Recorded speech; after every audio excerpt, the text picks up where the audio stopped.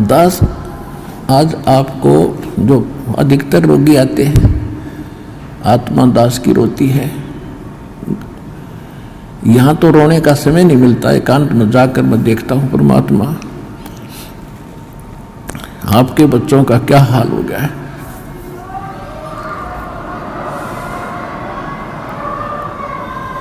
एक एक टूक को तरस रहे हैं, एक एक रोटी के लिए सारा दिन भटकते फिरते हैं, और ऊपर से एक कहर अलग से टूटे हैं इनके ऊपर।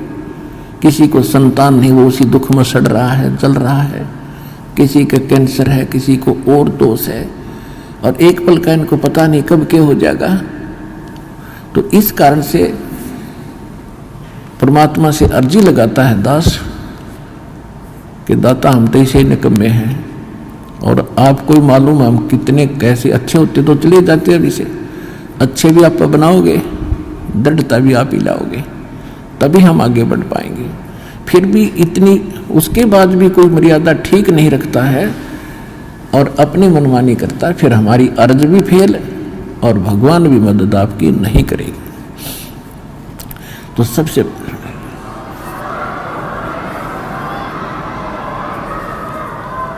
तो कहने का भाव ये है कि जैसे एक भक्त के मतलब अच्छी कितनी, इस ज्ञान से कितना फर्क पड़ा। एक भक्त का लड़का कति अपाहिज था और परमात्मा का नाम लिया उसने, वो आता रहा, कुछ राहत मिली उसको। राहत मिली तो वो तब तक 2, 4, 10 बार साल भर वो आया, उसको ज्ञान समझ में आ गया और उस बच्चे को सतनाम तक प्राप्त हो गया, और फिर उसकी मृत्यु होगी। अब उस पिता को कति दुख नहीं था। उसने ये शब्द कहा कि जी आपका बच्चा शरीर छोड़ गया, सतलोक चला गया, वहाँ भी कोई बात ना, यह तो आत्मा परमात्मा की है, और उसने देखना है कि उस अपनी आत्मा को वो कैसे छुड़वाओगा परमात्मा इस काल के जाल से। तो उन्हें बोला जी कति दुख नहीं बने, घनी खुशी हुई एक मेरा बेटा सतनाम लेकर मर गया। और आप तो कहते हो कि प्रथम नाम से मनुष्य जीवन मिलेगा, और उसके तब भक्ति का बीज दृढ़ हो गया। तो देखो कितना हल्का हो गया। पहले वो कहर हो रहा था वो बच्चा, उसके लिए एक ज्ञान से हल्कापन, और फिर समाधान हो गया। और वो ये गारंटीड बात है, 10 महीने में यही सतलोक आश्रम में दिखा दूंगा उस बालक को, दूर नहीं जाएगा। तो हमारा यहाँ जो मूल सौदा है, जो मूल हम सौदा करते हैं, वो तो इस आत्मा का कल्याण का है, और बाकी जो आपको सुख देंगे हम यहाँ परमात्मा देगा। दास तो देखो परमात्मा ने हमारे इस दास को खूब सतर्क कर रखा है कि अपने ऊपर कभी ना लेना, खुद भगवान ने नहीं ली।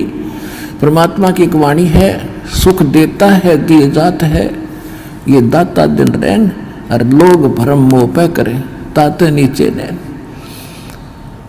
देने वाला परमात्मा कबीर जी है, और दास को केवल एक बीच में आपका मीडिया बनाए बैठा है।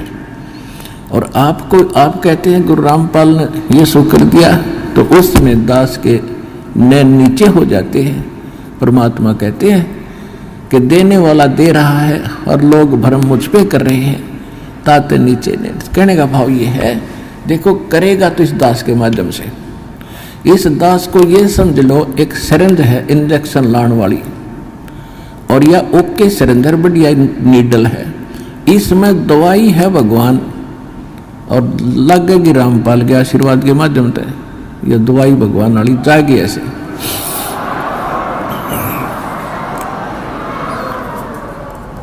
तो इस प्रकार आप जी ने पहले तो ज्ञान समझना चाहिए। ज्ञान के ऊपर दास ने जोर दिया है, भगवान का भी आदेश है कि घर घर देखो बोध विचारा, सत्यनाम सब ठोर उचारा। घर घर में ये ज्ञान की चर्चा चलेगी, शुरू होगी।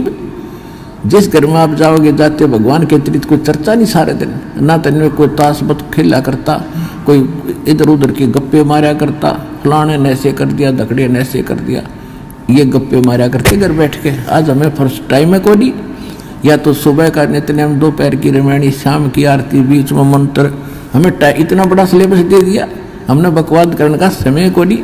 और समय मिलता है तो मालिक की चर्चा ही करते और कराते हैं। कितना अच्छा समय मिल गया।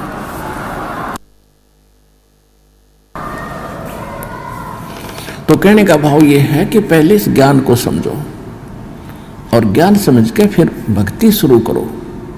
चाहे कितना भयंकर रोग है, भगवान परमात्मा ने प्रसन्न कर लो। वो कैसे प्रसन्न होगा? जिस दिन वो प्रसन्न हो गया वो तो सोने कैसी काया बना दे जीव की। 1 सेकंड में एक बार 350-360 के लगभग कोड़ी थे, कोड़ी। और कबीर परमेश्वर के पास काशी में उनकी सुनकर महिमा इकट्ठे चले गए। 5-7 गए पहले तक। बोला जी हम ऐसे दुखी है और ऐसे है। परमात्मा बोले भाई तुम वो सारे कोडियान बुला लो। जानो किसी ने? सारे ने जाना है कि उनको सबको बुला लो। पर एक बात है, तुमने भक्ति करनी पड़ेगी आजीवन। और भक्ति छोड़ दोगे ना फिर तुम्हें फिर हानि हो सकती है। कान पकड़े जी, कदे नहीं छोड़ेंगे और हम तो सदा आपके चरणों में पड़े रहेंगे। 360 कति कोडी चाम पड़ा था कट कट के। और परमात्मा ने आशीर्वाद मात्र से सारे 1 सेकंड में कति स्वस्थ कर दिए। कबीर भगवान ने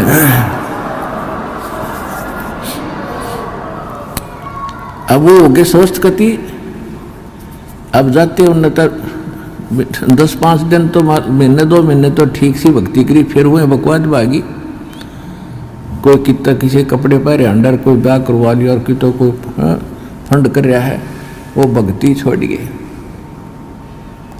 अब परमात्मा ने दास को एक इंस्ट्रक्शन दे रखी है कि परमात्मा करता ऐसे भी सकता है, लेकिन वो करके देख लिया ये बकवादी को ना कब आते। अब उनको सुख भी दे दिया, फिर काल के पाले में जा खड़े हुए। क्या फायदा हुआ? वेस्ट, मालिक की शक्ति खराब गई। लेकिन परमात्मा ने अपनी, वैसे मालिक की पावर तो एंड होता ही नहीं, लेकिन उस समय मालिक ने यह दिखाना था कि भगवान जो काम करा करा वो कबीर जी कर रहे थे। और इससे सिद्ध है कि कबीर इज गॉड। उस प्रमाण के लिए ये भी हमारे लिए सिद्ध होता है कि परमात्मा कबीर जी है। एक बार दास एक गांव में एक भगत के सत्संग करण पाठ करा कर घर घर में जाकर उनके पड़ोस में एक लड़की के, जवान लड़की ब्याह रखी हुआ और शादी हुई थी। दोनों गुर्दे फेल हो गए और उनने छोड़ दी। सारे चेक करा ली, कोई राप नहीं। और खाट में पड़ी सोई आ रही, मुंह पर हाथों पर। तो हमारे उस भगत ने उनसे कहा कि आप दीक्षा ले लो और यह लड़की इनके आशीर्वाद नाम लेने से राहत मिलेगी तुमने। तो लड़की ने और उसकी माँ ने नाम ले लिया। फिर उनको उस भगत ने सलाह दी कि तुम एक पाठ करा लो घर पे, गुरुजी आते हैं पाठ कर देंगे। हम उनके घर पाठ करने गए तो वह लड़की एक चारपाई पर पड़ी और उठन की हिम्मत नहीं, इन्हों कहती है उठती है नहीं। 6 महीने से खाट पकड़ रखी है। उसको उठा के भगत और परिवार वाले वहाँ जहाँ दास बैठा था वहाँ ले प्रणाम कराया। मैंने उनसे कहा कि इसको सेवा करवाओ, बर्तन साफ कराओ। भगत गए हुए थे 20-30 जैसे सत्संग जाते थे हम पाठ कराने, तो खाना खुना बनाते थे वहाँ। इनका बर्तन साफ कराओ। उनके घर वाले सोचने लगे भाई कैसे बर्तन साफ करेगी। भगत बोले जो कहा है तुम ऐसे करो, इसको बैठाओ पिड्डे पे। वो बैठा दी, 2 घंटे बर्तन साफ करे और अपने आप उठ के चल पड़ी। अब वो कति स्वस्थ होगी, पूरे परिवार ने नाम ले लिया। और 1 साल के बाद सब छोड़ गए और वो अपने ससुराल चली गई। आज तक जात नहीं बुझी रामपाल की। ऐसे कृतघ्नी भी हम। तो अब परमात्मा ने हमें भी दिखाया है कि इतना जल्दी ना करे, करना तो है लेकिन ये टिक जाएंगे जब सारा ठीक कर देंगे।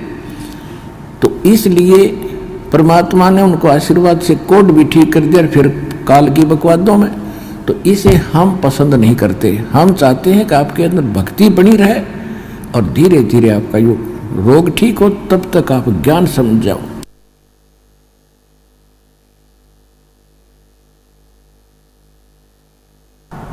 और जिसके मन में दोष है वो चला जाएगा।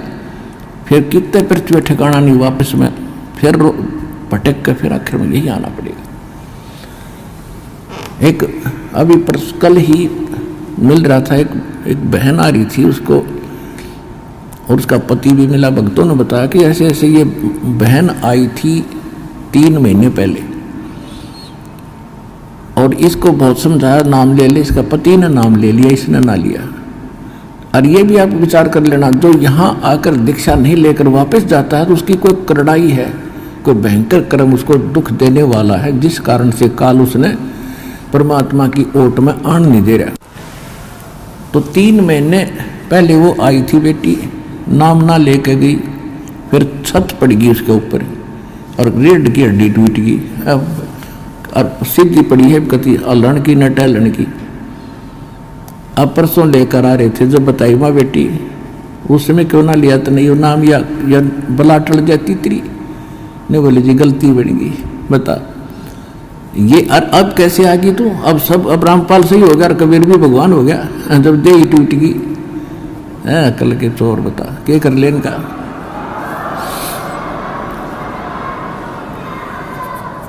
दुख में सुमरण सब करे, सुख में करे ना कोई, जय सुख में सुमरण करे तो दुख काहे को होवे। संत शरण में आने से आई टले बला, जय मस्तक में सूली हो वो कट्टे में टल जा।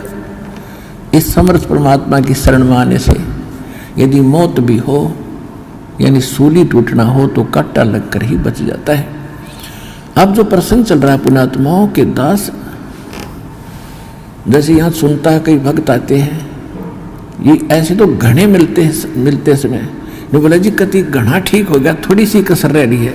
मैं कहा यह कसर तो रखनी है सारे, मगर यह ना रही ना तो फिर भाग जाओगे वो काल के उसमें पाले में खड़े हो जाओगे जा करके।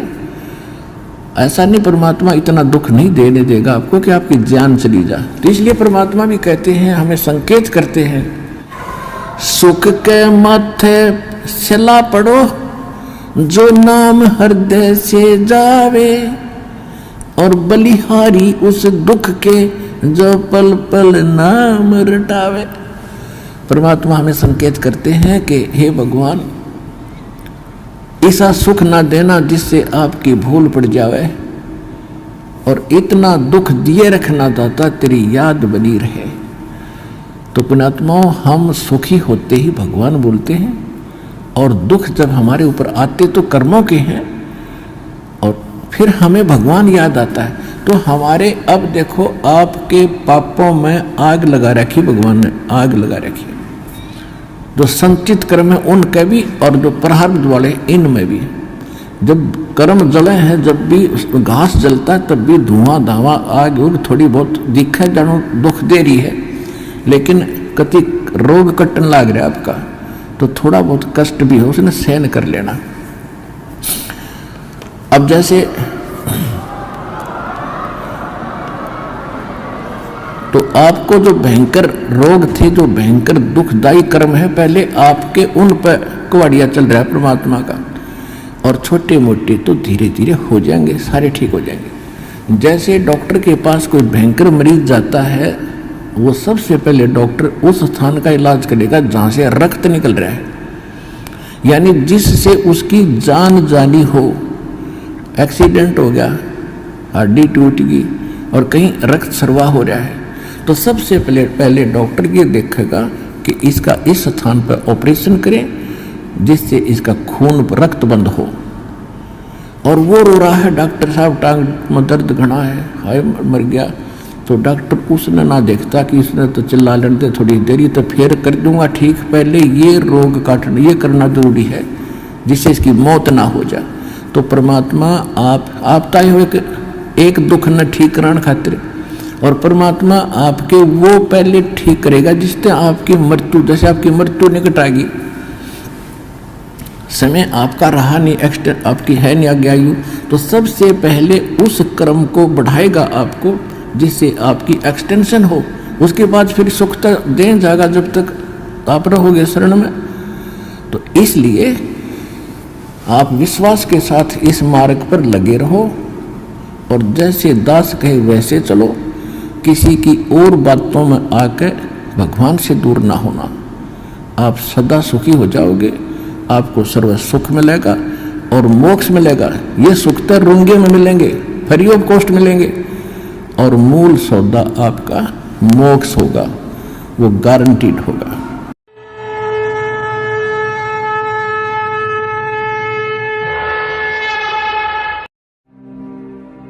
और अधिक जानकारी वसंत रामपाल जी महाराज जी से निःशुल्क नाम दीक्षा प्राप्त करने के लिए संपर्क करें।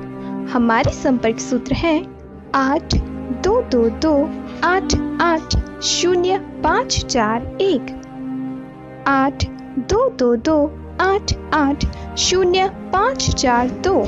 आप नीचे स्क्रीन पर दिए गए हमारे अन्य नंबरों पर भी संपर्क कर सकते हैं। विजिट करें हमारी वेबसाइट पर। हमारी वेबसाइट है www.jagatgururampalji.org।